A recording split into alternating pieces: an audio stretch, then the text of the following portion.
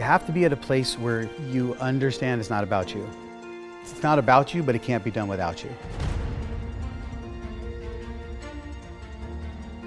You're a vital piece of the machine in somebody else's life, but it's not about you, it's about them.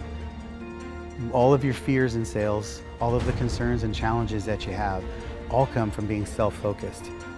If I'm focused on you, then what happens to me is irrelevant. If I'm only focused on helping you get where you have to go, instead of worrying about being liked. The thing you hear all the time in sales is don't come across pushy, don't come across sleazy, salesy. That's the stuff that gets locked in the brain. You won't come across pushy if you just show up for them.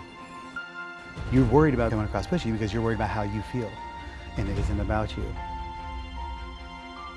The whole know, like, and trust factor is a myth.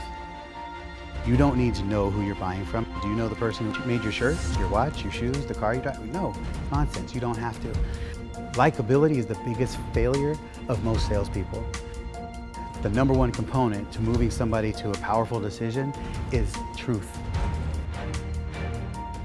And if you're busy trying to be liked, you'll never tell somebody the truth. So you have to dispense with the like.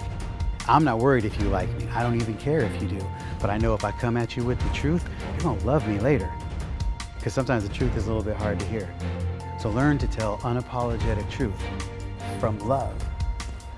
You can say the same thing coming from love and the same words coming from selfishness, and it will be felt. The words don't have to change, but who you're being when you're saying them is what matters.